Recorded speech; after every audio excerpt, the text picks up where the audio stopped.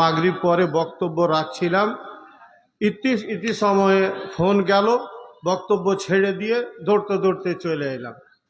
বেটির বাপকে মেলায় কিছু সহিতে হয়, এতটাই বলছি, মাথায় রাখবেন। বেটির বাপকে অনেক কিছু সহিতে হয়। বলে নসিব খারাপ, বেটির বাপ হয়েছি, কি করব। আসলে নসিব খারাপ নয়, নসিব বড়ওয়ালা বেটির বাপেরা। কিন্তু আমাদের সমাজ ব্যবস্থা বেটির বাপওয়ালারাকে নসিব খারাপ বানিয়েছে। কথা ওইদিকে আর নিয়ে যাব না। দ্বিতীয় পয়েন্ট,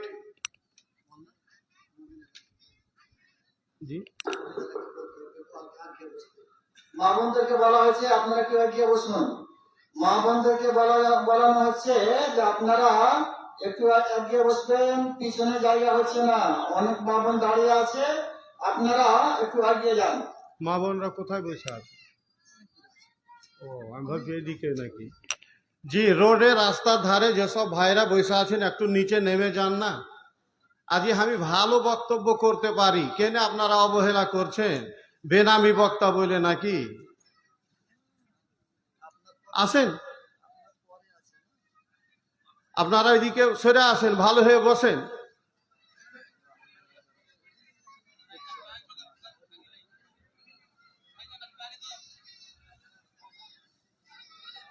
জি, এদিকে ধ্যান দেন, কথার দিকে ধ্যান দেন।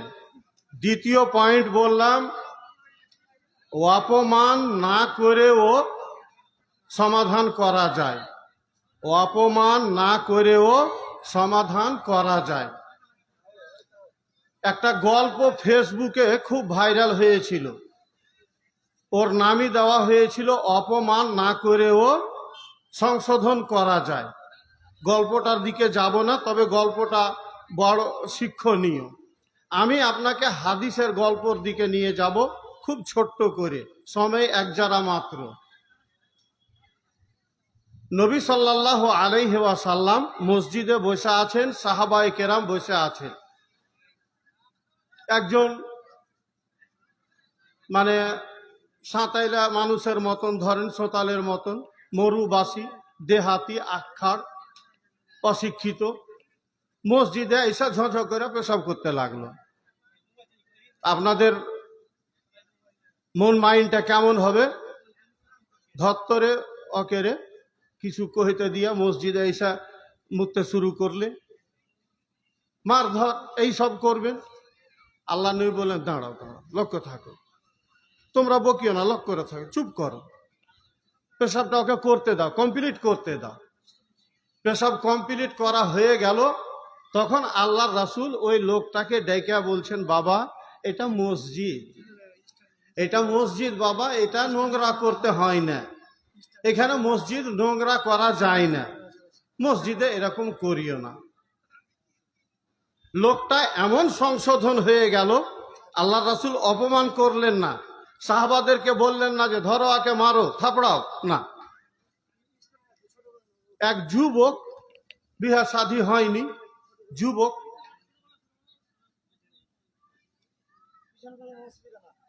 যুবক তো বুঝতে পারছেন, আল্লাহ রাসূলকে কইছে, আল্লাহ রাসূল আমাকে অর্ডার দেন, আমি জেনা করতে চাই, ব্যভিচার করতে চাই। যুবক ছেলে, যেমন এখনই একটা মসজিদে মশলা এলো, কোনো এক ভাইয়ের ভাবি মারা গেছে, এখন দেওরের সাথে বিয়ে হবে, 2 মাস হয়তো মরাটাকে 2 মাস হইল, এখনো 2 মাস 10 দিন বাকি আছে। স্বামী মারা গেলে মহিলাদের ইদ্যত বা সময়কাল কতদিন? 4 মাস 10 দিন। 4 মাস 10 দিন পার হইবে, তারপরে ওর কোথাও বিয়ে হবে, তার আগে বিয়ে করা যাবে না। কিন্তু এখন দেওরটা ধৈর্য ধরছে না, ও তাড়াহুড়া লাগালছে যে না আমি এখানে বিয়ে করব। আমার কাছে শোধাইতে এলো, মৌলানা হইবে কি? কোনো উপায় নেই, কোনো উপায় নেই, ধৈর্য ধরতে হবে। তো এক যুবক এসে আল্লাহর রাসূলকে বলছেন, আল্লাহর রাসূল আমাকে জেনা করার অনুমতি দেন আপনি। তো সাহাবায়ে কেরাম রাগে তারে নারে শুরু করে দিয়েছে, এত বড় আর আস্পর্ধা, আল্লাহর নবীর সামনে এসে এরকম কথা বলে, এত আর সাহস। মানে একটু মারধর করব, এই একটা মানে রাগ। আল্লাহ রসুল বললেন তোমরা দাঁড়াও, চুপ করো। আল্লাহ রসুল ছেলেটাকে ডাকলেন, যুবকটাকে ডাকলেন, ডেকে বলছেন আচ্ছা বাবা, তোমার মায়ের সাথে যদি কেউ এই জেনাটা করতে চায় তো তুমি কি অনুমতি দিবে? বলে না আল্লাহ রসুল, এটা থেপড়া লাল করে দেবো ওকে। এত বড় কথা আমার মায়ের সাথে? কইছে হ্যাঁ রে বাবা, ও তো কাহুরির মা, তুমি যার সাথে এই কাজ করবে ও তো কাহুরির মা। তারপরে এক এক করে আল্লাহ রাসূল বললেন তোমার বেটির সাথে, তোমার বহিনের সাথে, তোমার খালার সাথে, তোমার ফুফুর সাথে, এদের সাথে যদি কেউ কোনো যুবক কেউ ব্যভিচার করতে চায় এটা কি তুমি মেনে নিবে? ওই একই কথা, থুবো না আল্লাহ রাসূল যদি কেউ এরকম। তো বলে ওরাও তো কাহুরির বেটি বহিন। সেই লোকটা এমন ভাবে সুধরে গেল, বলছে মরা পর্যন্ত আমি আর কোনো নারীর দিকে চোখ তুলে তাকাইনি। কথা বুঝতে পারলেন? অপমান না করেও সংশোধন করা যায়। সম্মানিত সুধী মণ্ডলী, এক যারা সময় আমি ভেবেছিলাম আলোচনা করব কিছু, কিন্তু বলা হয়েছে স্বামী স্ত্রীর এক অপরের প্রতি হক অধিকার দাপ কি কেমন কতটা, তো ওইগুলা নিয়ে আলোচনা করতে গেলে আগে ভাগে বলা দরকার ছিল। এখন এইসব তরুণ কহেছে যে এটা কহেন, ওটা কহিতেও পারবো আমি, কিন্তু কথা হইল সময় নেই, এক যারা সময়। বহু দেখতে গেলে বহু দেখার একটা মানদণ্ড থাকে। কি কি দেখে আপনি বহু পছন্দ করবেন, বিয়ে করবেন, বহু দেখতে যাবেন? তো হাদিসে 4টা কথা এসেছে, 4টা দিক দেখা বউ নির্বাচন করো। একটা হলো দেখতে শুনতে ভালো কিনা, সুন্দর কিনা, ওর বংশবলী কেমন আছে, বংশবলী কেমন আছে, টাকা পয়সা মাল ধন আছে কিনা, আর ওর ভিতরে দিনদারি আছে কিনা, মেয়েটা ভালো চরিত্রবান নমাজি, পড়াশোনা ভালো, পর্দাশীলা মেয়ে, ভালো দিনদার, এইরকম যদি তার ভেতরে দিনদারি আছে, 4টা গুণ দেখা বউ নির্বাচন করো। এখন যদি দেখো 4টার ভিতরে শুধু মেয়েটা পাওয়া গেছে যে খুব ভালো নমাজ রোজার পর্দা করা দিনী মেয়ে, দিনদার মেয়ে, কিন্তু বাকি গুণগুলো ওর ভেতরে নেই, দেখতে শুনতে অত সুন্দরী লয়, বংশ খানদানও তেমন নেই, টাকা পয়সাও বাপ ভাইয়ের তেমন নেই, আল্লাহ রাসূল বলছেন দিনদারি যদি তার ভেতরে থাকে তো ওকে বহু বেছে নাও, ওকে বউ হিসাবে অ্যাকসেপ্ট করে নাও, গ্রহণ করে নাও। আপনাদের ভাষায় কথা বলছি, বুঝতে পারছেন তো? আচ্ছা, এই তো বউ নির্বাচন হলো, জামাই নির্বাচন একই কথা। দিনদারি চরিত্র দেখে জামাই নির্বাচন করতে হবে। ছেলেটা ছুচুন্দর ছাচ্ছর তো লয়, চোট্টা চাচণ্ড তো লয়, ভালো ছেলে কিনা, চরিত্রবান কিনা। কিন্তু এখন জামাই দেখতে গেলে এক এক করে সবটি ছাঁটাই পড়ে যাবে, একটাও জামাই পাওয়া যাবে না। বেটি ছেলে আমান্দা বহু ধুঁড়তে বাহারান, একটাও পেবেন না, মেললাই কম খুঁজতে যেয়া।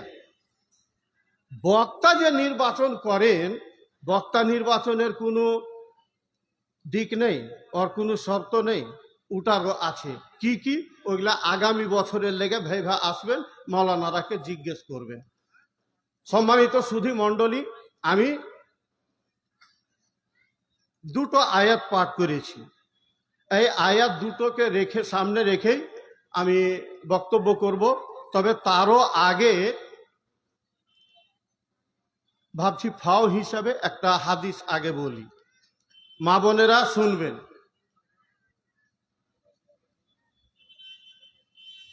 হাদিসের গল্পটা হলো আল্লাহর নবীর বাড়ির গল্প, বাহিরকার গল্প নয়।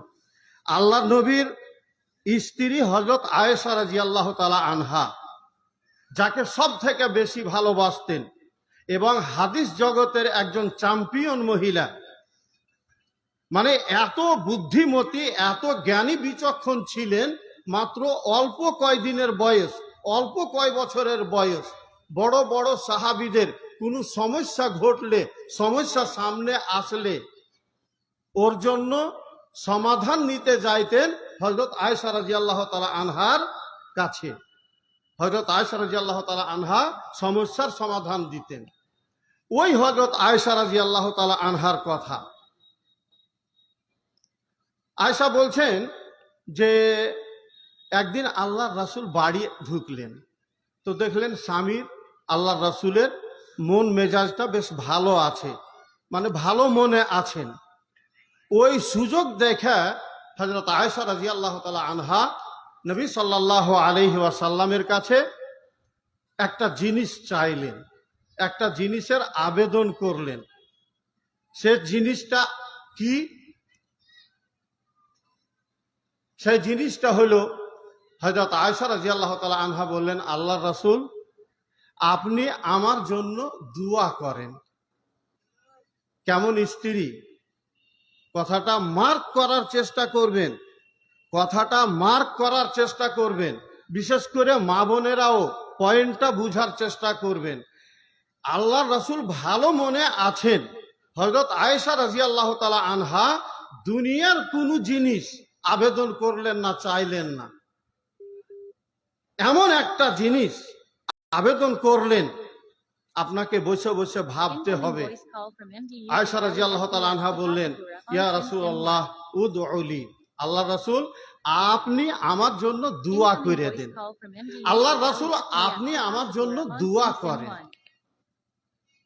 সঙ্গে সঙ্গে রাসূলুল্লাহ সাল্লাল্লাহু আলাইহি ওয়াসাল্লাম বিবির ডাকে সাড়া দিয়ে আল্লাহর কাছে দোয়া করলেন, আল্লাহুম্মা গফির লি আয়েশা মা তাকাদ্দামা মিন জামবিহা ওয়া মা তাআখা ওয়া মা আসাররাত বিহি ওয়া মা আ'লানাত। আল্লাহ তুমি আমার আয়েশার গুনাহ খাতা, পাপ, ভুল, ত্রুটি, অন্যায় যা কিছু হয়েছে তার দ্বারাই, তার পাপ আল্লাহ তুমি মাফ করে দাও, ক্ষমা করে দাও। যেগুলো আগে করেছে সেগুলোও, যেগুলো পরে করেছে বা করবে সেগুলোও, যেগুলো গোপনে করেছে সেইগুলোও, আর যেগুলো প্রকাশ্যে করেছে সেইগুলোও। মোট কথা সব ধরনের পাপ আল্লাহ তুমি আয়েশার ক্ষমা করে দাও। বুঝতে পারলেন কথা? ক্ষমা করে দাও আল্লাহ। পাপ মোচনের, গুনাহ ক্ষমার জন্য আল্লাহর রাসূল আল্লাহর কাছে দোয়া করলেন। এখানে যেটা বলতে চাই, আমি অনেক হাদিসের আলোকে আপনাদেরকে এটা প্রমাণ করতে পারবো। মানুষের জীবনে ক্ষমা পেয়ে নেওয়া, আল্লাহর ক্ষমা পেয়ে নেওয়া, এটা একটা বিরাট বড় সম্পদ। ক্ষমা পেয়ে নেওয়া একটা বিরাট বড় সম্পদ। ওদিকে কথা আর বাড়াবো না। কিন্তু আমাদের বর্তমান সমাজে আপনি 10 টাকা দান দিয়ে যতক্ষণ না 7টা দরজা খুলে জান্নাতে ঢুকার দোয়া পাবেন, আপনার মন সন্তুষ্ট হবে না। আদায়কারীকে নাইটে আপনাকে জাহান্নাম থেকে বাঁচার গ্যারান্টি দিতে হবে, জান্নাতে ঢুকার সার্টিফিকেট দিতে হবে। এই একটা পরিবেশ তৈরি হয়ে গেছে। কিন্তু দোয়া হিসাবে এতটা যথেষ্ট ছিল, দোয়া হিসাবে এতটা যথেষ্ট ছিল যে আল্লাহ আপনাকে ক্ষমা করুন। কিন্তু মেলে কিছু। যাই হোক, কথা হলো হযরত আয়েশা রাদিয়াল্লাহু তাআলা আনহার জন্য নবী সাল্লাল্লাহু আলাইহি ওয়াসাল্লাম যখন ক্ষমার দোয়া করলেন, আল্লাহ আয়েশার গুনাহ তুমি মাফ করে দাও, ক্ষমা করে দাও। যেমন এই দোয়া করা, হযরত আয়েশা রাদিয়াল্লাহু তাআলা আনহা খলখল করে হাসতে লাগলেন।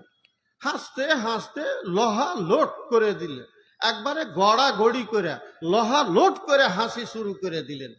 এত হাসলেন, হাসতে হাসতে উনার মাথা আল্লাহর রাসূল জাঙ্ঘে পড়ে গেল, ঠেকা দিয়ে দিলেন। হাসতে হাসতে হাসির চোটে গড়াগড়ি করে হাসার মতো একবারে আল্লাহ রাসূলের জাঙ্ঘে ঠেকা দিয়ে দিলেন মাথা। আল্লাহ রাসূল বললেন, আয়েশা কি ব্যাপার, এত হাসি কেনে, এত কেন হাসছো? তুমি কি আমার দুয়াতে খুব খুশি হয়েছো? হযরত আয়েশা বলছেন, আল্লাহ রাসূল এর চাইতে আর বড় পাওনা আমার কি আছে বলেন তো? আপনি আমার জন্য এই দোয়া করলেন, আপনার দোয়াতে আমি খুশি হব না? প্রচন্ড আমি খুশি হয়েছি আল্লাহ রাসূল। নবী সাল্লাল্লাহু আলাইহি ওয়াসাল্লাম বললেন, আয়েশা, এই দুয়া তো আমি আমার পুরো জাতির জন্য, আমার উম্মতের জন্য প্রতিটি নামাজে এই দুয়া আমি তাদের জন্য করি। সম্মানিত উপস্থিতি, নবী সাল্লাল্লাহু আলাইহি ওয়াসাল্লামের আর একটা হাদিসের দিকে যাচ্ছি, সময় নেই। ঠান্ডাতে বসে আছেন, কষ্ট করে এসেছেন। রাসূলুল্লাহ সাল্লাল্লাহু আলাইহি ওয়াসাল্লাম বললেন যে আমি কি তোমাদেরকে এমন একটা জিনিস বলবো, ওই জিনিসটার কারণে তোমাদের গুনাহ খাতা মাফ হয়ে যাবে। কথা বুঝবেন, কথা বুঝবেন। আল্লাহ রাসূল বললেন, এমন একটা জিনিস তোমাদেরকে বলবো কি, যে ওই জিনিসটার কারণে বাদৌলতে তোমাদের গুনাহ খাতা পাপ ক্ষমা হয়ে যাবে, আল্লাহ মিটিয়ে দিবেন সেগুলো। সাহাবায়ে কেরাম বড় আগ্রহ নিয়ে, চাহিদা নিয়ে বললেন, জি আল্লাহ রাসূল, বলেন বলেন আল্লাহ রাসূল। আল্লাহ রাসূল বললেন, ইসবাগুল ওযু আলাল মাকারে, কষ্ট অসুবিধা হওয়া সত্ত্বেও পরিপূর্ণভাবে যারা অজু করবে। নম্বর 2, যাদের মসজিদে হেঁটে যেতে যত ড্যাগ বেশি হবে, মানে যাদের হেঁটে যাওয়ার ড্যাগ সংখ্যা বেশি হবে। নম্বর 3, এক নামাজ পড়ার পর আগামী আরেক নামাজের জন্য যাদের মন টাঙা থাকবে। 3 ধরনের কথা আল্লাহ রাসূল বললেন। এই 3টা স্বভাব, 3টা কাজ যার ভেতরে পাওয়া যাবে, আল্লাহ আর গুনাহ খাতা মাফ করে দিবে। তো আল্লাহর ক্ষমা পাওয়া এটা একটা মানুষের জীবনে বড় সম্পদ। কিন্তু আপনার তো বুকের পাটা খুব জোরাল। আরে উজু করা ভালো করে দূরের কথা, আপনি তো বেলা 8টা না হলে ঘুম থেকে উঠেন না, ডিউটির সময় না হলে আপনি ঘুম থেকে উঠেন না। কিসের ফজর, কিসের আসর, কিসের জোহর, কিসের মাগরিব, কিসের এশা, আপনি তো নামাজই পড়েন না, আপনি তো নামাজই পড়েন না। আরে দেখো, হাসবে, দেখো মাওলানা কইছে যে ভালো করে উজু করা। সালা 5 ওয়াক্ত নামাজ হাফতাকে হাফতা, মাসকে মাস, বছরকে বছর নামাজই তো পড়ি না। তার ফের আপনার লেগে কি বলার আছে? আপনাকে বলছি, আপনি আজকে বাপ, আর না হলে কালকে বাপ হবেন। আপনি কারো বোন, আপনার বেটি হবে, আপনার দায়িত্ব আপনার স্ত্রী আছে। একটা মশলা জেনে রাখেন, মা বোনেরা কান খুলে কথাগুলো শুনেন, মশলাটা জেনে রাখেন। আপনার বেটি অথবা আপনার স্ত্রী অথবা আপনার বোন যারই হোক, সে যদি মশলা জানে তাকে ওই হিসাবে আমল করতে হবে। আর যদি না জানে তো আপনার দায়িত্ব, আপনাকে সেই মশলাটা তাকে জানাইতে হবে। না হলে আপনার স্ত্রীকে, আপনার বেটিকে মশলাটা জানাইতে হবে। খুব সূক্ষ্মভাবে কথাটা বুঝার চেষ্টা করবেন। জোহরের আজান কয়টাতে হয়? 12টায়। 12টায় জোহরের আজান হয়। আপনার বেটি এখনো নামাজ পড়েনি, কিংবা আপনার স্ত্রী এখনো জোহরের নামাজ পড়েনি। 2টা বেজে গেল, নামাজ পড়েনি, 2টা বেজে গেল। করতে করতে হঠাৎ করে মেন্স হয়ে গেল, মাসিক হয়ে গেল। বুঝতে পারছেন? এদিকে 12টা থেকে 2টা পর্যন্ত এর ভিতরে নামাজটা সে পড়তে পারতো, কিন্তু অবহেলা করে পড়ছি করে নামাজটা পড়লো না, আর এদিকে মাসিক হয়ে গেল। তো এই যে নামাজটা তার মাসিক চলে আসার কারণে পড়তে পারলো না অবহেলা করে, এই নামাজটা কি হবে? জোহরের নামাজটা যখন তার মাসিক ভালো হবে, তখন এই 7 দিন পর্যন্ত মাসিক চললো। 7 দিন আগে মাসিক হওয়ার আগ মুহূর্তে তার যে জোহরের নামাজটা ছুটে আছে, এই নামাজটা মাসিক হওয়ার পর, ভালো হওয়ার পর তাকে আদায় করতে হবে। অবশ্য বিষয়টা বিতর্কিত, ওলামায়ে কেরামদের, বিদ্বানগণের এখানে 2টা মত আছে, আদায় করতে হবে, কাজা করতে হবে, হবে না। বিশ্লেষণের দিকে যাচ্ছি না। আমি বলতে চাইছি যে এখানে একটা মতানুসারে দলিল প্রমাণের আলোকে আপনার স্ত্রীকে ওই জোহরের নামাজ যেটা বাদ পড়ে গেছে মাসিক ভালো হওয়ার পরে আদায় করতে হবে। কথা বুঝবেন? Note this point. আপনার স্ত্রীর মাসিক ভালো হলো বেলা 4টার সময়, সূর্য ডুবতে এখন বাকি আছে কতক্ষণ? 55 মিনিট। 55 মিনিট পরে মাগরিবের আজান হবে।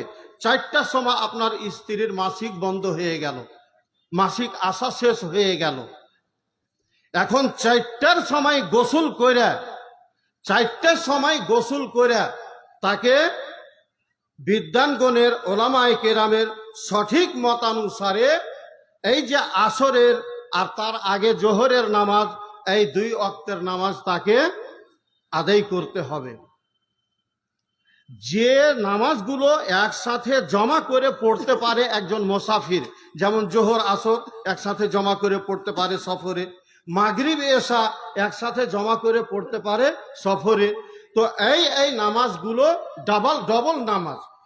4টার সময় মাসিক বন্ধ হইল, তাকে নামাজ আদায় করতে হবে জোহর সমেত আসর। যদি রাত 10টার সময় তার মাসিক ভালো হইল, ধরেলেন, গোসল করে মাগরিব এবং এশারের নামাজ আদায় করতে হবে। আপনার বুকের সাহস অনেক, আপনি একজন সান্থারাম বেআড়া মানুষ, আপনার বুকের পাটা পাথরের মতো, বোল্ডারের মতো, আপনার তো ভয় নেই, আপনি তো বিন্দাস নামাজ ছাড়েন। আপনার জন্য এই বিধানগুলো কি অর্থ রাখে যে মাসিকের আগে নামাজ ছুটে আছে ওইটা পড়তে হবে? আরে আপনি তো দিন রাত নামাজকে ছাড়েন, মানে আপনার বুকে বল আছে। আপনার সাহস দেখে অবাক লাগে আমাকে, আপনার সাহস দেখে অবাক লাগে আমাকে। আপনি একজন মুসলমান হয়ে এত বড় সান্থারামের মতো বেআড়ার মতো কাজ করতে পারেন, কেন যে জালসা শুনতে এসেছেন এটাও বুঝতে পারি না। পালির এই জালসা আমার মনে হয় এই বছর নতুন নয়, এর আগে থেকেও হয়েছে। আমতলাতে হয়, ইলামি তারানগরে হয়, মোটর সাইকেল নিয়ে আমোদ ফুর্তি করতে আপনি যান, মেলা দেখে ঘুরে চলে আসেন, জালসাতে কি শুনেন? আরে বাপু, তুমি জালসা শুনে যদি কথাই না মানবে তো তোমার শুনে লাভ কি হইল? কথা বুঝে এলো না? কেনে জালসা শুনতে আসলেন আপনি? ফাজিলামু করতে? যে কোন বক্তা এসেছে, কেমন এসেছে, কারটা ভালো লাগছে, এইগুলো শোনার জন্য? বাপু, অত সহজ মনে করিও না, তোমার হাওয়া বাহির করে দিবে, তোমার হাওয়া বাহির করে দিবে। তিলে তিলে তিলে তিলে কড়াই গন্ডাই পাই পাই করে তোমাকে হিসাব বুঝাইতে হবে আল্লাহর কাছে। কথা মেমোরিতে লোড রাখবেন। বাঁচার কোনো উপায় নেই আল্লাহর কাছে, বাঁচার কোনো উপায় নেই। আমি যে আয়াতটা পড়েছি, আল্লাহ বলছেন ইকরা কিতাবাকা কাফা বিনাফসিকাল ইয়াউমা আলাইকা হাসিবা। আল্লাহ আপনাকে ডায়েরি ধরিয়ে দিবে, খাতা ধরিয়ে দিবে। আপনি যে 80 বছর দুনিয়াতে বেঁচে থাকলেন, 80 বছর ধরে আপনি কি করলেন এ টু জেড, আল্লাহর কসম করে বলছি, শরীয়তের ব্যাপার নিয়ে আপনার সাথে ভাঁওতাবাজি করব না, ধোকাবাজি করব না, 2 নম্বরই করব না। কথা আপনাকে যেটা বলছি সেটাই পারফেক্ট, যেটা বলছি সেটাই বাস্তব, 100% বাস্তব। কথাতে সুই ঢুকাবারও কোনো সুযোগ নাই। আল্লাহর কোরআন বলছে ইকরা কিতাবাকা কাফা বিনাফসিকাল ইয়াউমা আলাইকা হাসিবা। আল্লাহ আপনাকে আপনার ডায়েরি, আপনার খাতা ধরিয়ে দিবে। আব্দুল গফুর, লাও তোমার খাতা ধরো, তুমি পড়ো, তুমি নিজে পড়ো, আর তোমার বিচার তুমি করো। তোমার খাতা তুমি নিজে দেখো, তুমি নিজে পড়ো, দিয়ে তোমার বিচার তুমি নিজে করো। তোমার বিচার করার জন্য তুমি যথেষ্ট। কথা বুঝে এলো না? আর বেশি বুঝাইতেও যাব না। দ্বিতীয় আয়াত যেটা পড়েছিলাম, আল্লাহ বলছেন বালিল ইনসানু আলা নাফসিহি বাসীরা। মানুষ ওর নিজের প্রমাণ নিজে। কথা বুঝে এলো না? মানুষ ওর নিজের প্রমাণ নিজে। আপনি কে, আপনি কেমন, আপনি কি করেছেন না করেছেন, আপনি কোলের গুধা বুঝেন না? মাছের কাঁটা বেছে মাছ খেতে জানেন, পাংচার হইলে পারে লিক সারাইতে জানেন, বাড়িতে আলগা লোক ঢুকলে স্ত্রীকে পিটতে পারেন, কেনে আইলো ও আমার বাড়ি, কেনে ওকে আসতে দিলি, সবই বুঝেন আপনি। আর এতই নাবালক আপনি গুধার গুধা যে নমাজ পড়েন না, আপনি একথা বুঝতে পারেন না। ডাহা অন্যায় করেন, পরের মাল ভক্ষণ করে খান, বেটির বাপের কাছ থেকে শ্বশুরের কাছ থেকে যৌতুক নিয়েছেন, গাড়ি নিয়েছেন, এত বড় বড় অন্যায় করে রেখেছেন, এত কেন গুধা সাধছেন? আল্লাহর কাছে গুধাপনা চলবে না। আল্লাহ বলছেন বালিল ইনসান ও আলা নফসিহি বাসিরা, মানুষ তার নিজের প্রমাণ নিজে, মানুষ তার নিজের প্রমাণ নিজে। বাসিরের এখানে দুটা ব্যাখ্যা এসেছে, তফসির এসেছে, ওদিকে কথা বাড়াবো না, শর্টকাটে কথা হলো মানুষ তার নিজের প্রমাণ নিজে। তারপরে ফের আল্লাহ কি করেছে শুনবেন, ওয়ালাউ আলকা মাআজিরা, সে যতই অজুহাত পেশ করুক না কেন, সে যতই অজুহাত পেশ করুক না কেন, যতই ওজোর পেশ করুক না কেন, মানুষ তার নিজের প্রমাণ নিজেই। সে জানে যে দুনিয়ার বুকে সে কি করেছিল, ও নিজেই জানে ওর সে কেমন ছিল, তার নিজের প্রমাণ সে নিজেই। সম্মানিত দিনী ভাইরা আমার,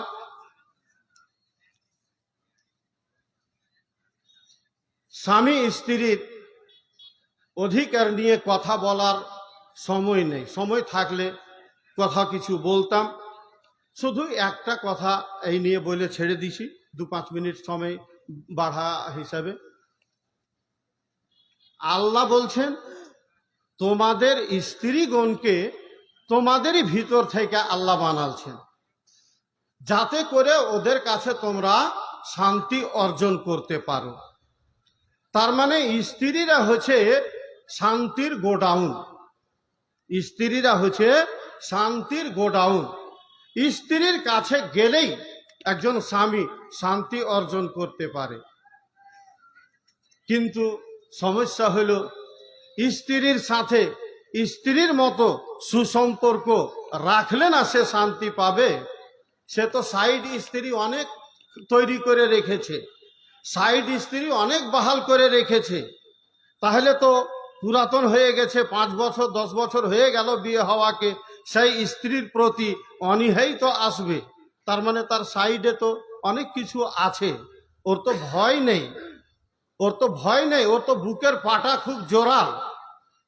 আল্লাহকে না মানে না, আল্লাহর আযাবের কোনো তার ভয় আছে, যেহেতু সে বেআড়ার মতো অনেক কিছু সাইডে বহাল করে রেখেছে, যার কারণে স্ত্রীর কাছ থেকে সুখ শান্তি পাওয়ার মতো সুখ শান্তি পায় না। নবী মুহাম্মদুর রাসূলুল্লাহ সাল্লাল্লাহু আলাইহি ওয়াসাল্লাম একটা সুন্দর সলিউশন দিয়েছেন, সমাধান দিয়েছেন। লা ইয়াফরুক মুমিনুন মুমিনা, কোন পুরুষ মুসলমান, কোন মুসলমান পুরুষ, কোন মুসলমান মহিলাকে, মেয়েকে, নারীকে যেন ঘৃণা না করে, দোষারোপ না করে। কারণ আল্লাহ রাসূল বলছেন ইন সাখেতা মিনহা খোলকান রাজিয়া মিনহা আখার, তার ভিতরে যদি কিছু খারাপ গুণ থাকে, কিছু খারাপ স্বভাব থাকে, যেটা দেখে তার মনে রাগ হয়, ঘৃণা হয়, আল্লাহ রাসূল বলছেন তার ভিতরে এমনও কিছু ভালো স্বভাব, ভালো গুণ আছে, যেগুলোর কারণে তুমি খুশিও হয়ে যাবা, যেগুলোর কারণে তুমি খুশি হবা। তো কোনো একটা দোষ, কোনো একটা খারাপ স্বভাব দেখে তাকে ঘৃণা করা, তার প্রতি। আর আপনি মুসলমান বুঝলেন না, কথা আপনাকে বলতে ভালো লাগবে, আপনি তো ডাহা চোট্টা মদ খেয়ে আইসা গরু পিটা করে স্ত্রীকে ঠাঠান, খাম্ভাতে বেঁধে, দরজার পাল্লাতে বেঁধে পিটে। এই পুরুষ যে অন্যায় অত্যাচার করেন স্ত্রীর ওপরে, এইরকম ভাবে অন্যায় অত্যাচার করেন, আল্লাহর বিধান।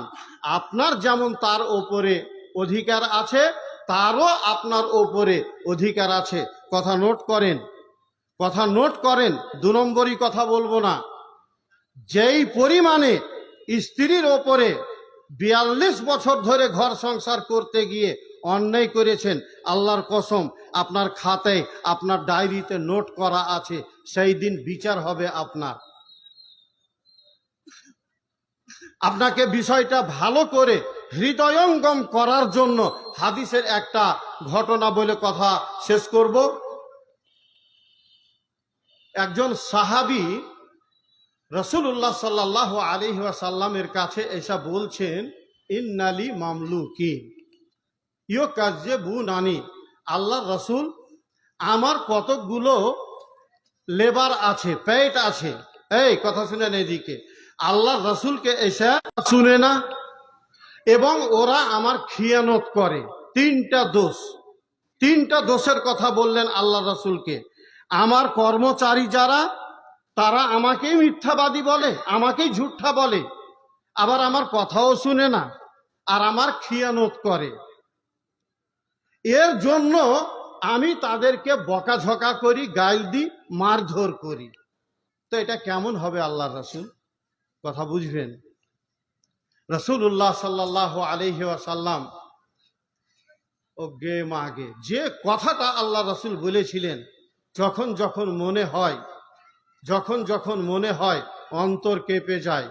আজকে ডাক বাংলায় জামিয়া রহমানিয়াতে আঞ্জুমানে জজ ছিলাম, তো যারা বক্তব্য করছিল ওদের আমি নম্বর দিছিলাম, আর মনে মনে ভয় লাগছিল। আল্লাহর কিরা, আল্লাহে ভয় লাগছিল, কে জানি হয়তো অন্যায় হয়েছে নাকি, কিভাবে আমি জাজমেন্ট করলাম, সঠিক নম্বর দিতে পারলাম কিনা, এর জন্য আমাকে ধরা খেতে হবে। ঘটনাটা হাদিসের যেটা বলছিলাম, 3টা কমপ্লেন। আল্লাহ রাসূল, আমার কর্মচারীরা আমাকেই মিথ্যাবাদী বলে ঘুরিয়ে, আবার আমার কথাও শুনে না, আমার খিয়ানত করে। এর জন্য আমি তাদেরকে মারধর করি, বকাঝকা করি, গাইলফজ্জত করি। তো এটা কেমন হয়েছে আল্লাহ রাসূল, কেমন হবে? নবী মুহাম্মদুর রাসূলুল্লাহ সাল্লাল্লাহু আলাইহি ওয়াসাল্লাম উত্তরে বললেন, ইউহসাবু মা খানুকা ওয়া কাযযাবুকা ওয়া আসাউকা, তোমার কর্মচারীরা তোমাকে মিথ্যাবাদী বলে, খিয়ানত করে, তোমার কথা মানে না, এইগুলোকে সবকে জোড় দিয়া হিসাব করা হবে। বুঝছেন কথা? ওয়া ইকাবাকা ইয়াহুম, এবং তুমি যে ওদেরকে মারধর করো, শাস্তি দাও, তোমার শাস্তি দেওয়াটাকেও হিসাব করা হবে। একটু বুঝাই, ধরেলেন ওরা যে অন্যায়টা, ভুলটা, পাপটা করছে, অপরাধটা করছে, এটার পার্সেন্টেজ হলো 50%, ধরেলেন, কথা বুঝানোর জন্য বলছি। আর ইনি যে মারধর করলেন ওই অপরাধের জন্য, ইনার মারধরের পার্সেন্টেজটা কত, এখানে আল্লাহ রাসূল সেই কথাটাই বুঝাতে চাইছেন। তুমি যে ওদেরকে মারধর করো, শাস্তি দাও, সেটা যদি সমান সমান হয় তো ড্র হয়ে যাবে, ঢিসমিস। মানে ওরা যে পরিমাণে তোমার অন্যায় করেছিল, সেই পরিমাণে তোমার শাস্তি দিয়েছ, সমান সমান, ড্র। মানে ওদের কাছ থেকে তুমি ঘুরিয়ে পেবে কিছু, শাস্তি হিসাবে কম দিয়েছ, উদাহরণস্বরূপ 40%, আর ওরা অন্যায় করেছে 50%। তো তুমি ওখানে অতিরিক্ত অবশিষ্ট তোমার যে অধিকার পাওনা, সেটা তুমি ওদের কাছ থেকে ঘুরিয়ে পেবে। আল্লাহ এটা কিয়ামতের দিন তোমাকে দিবে।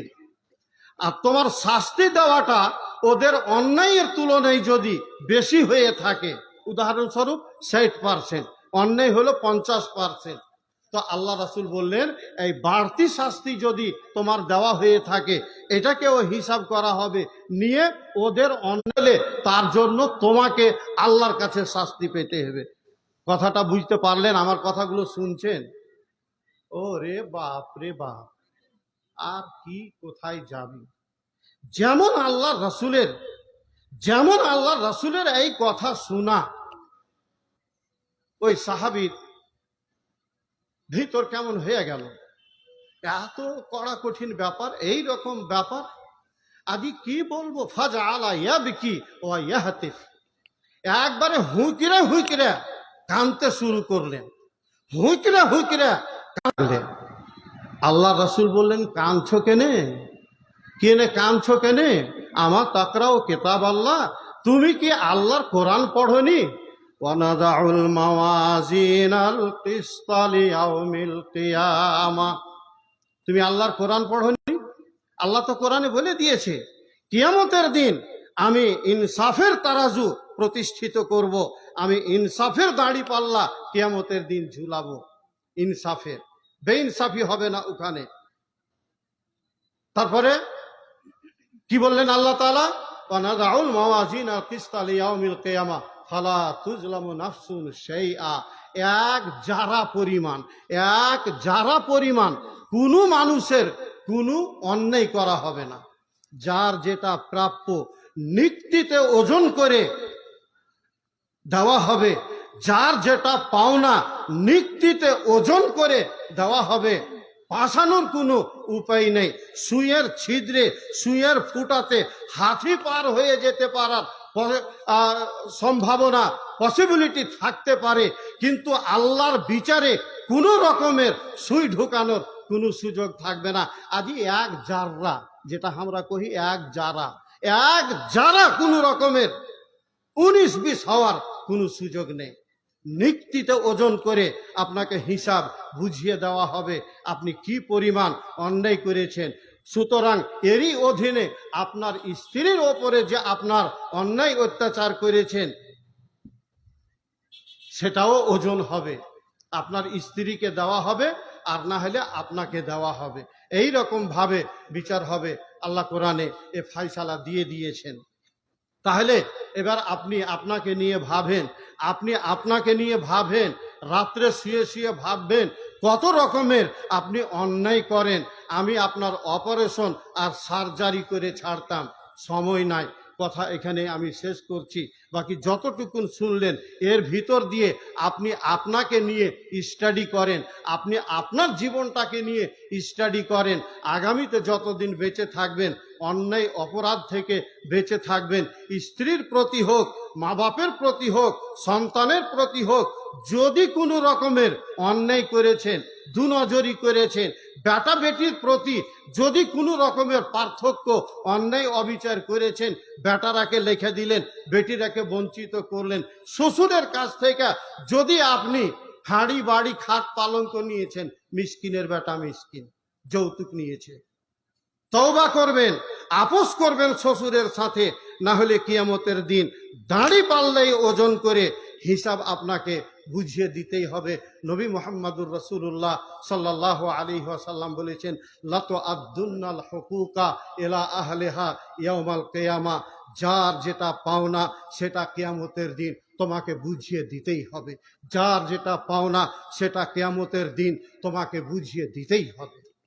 এমনকি আল্লাহ রাসূল বললেন, একটা ছাগল যদি শিংওয়ালা একটা ছাগলও কোনো বিনা শিংওয়ালা ছাগলকে হুঁড়া মেরে থাকে, তারও প্রতিশোধ নেওয়া হবে।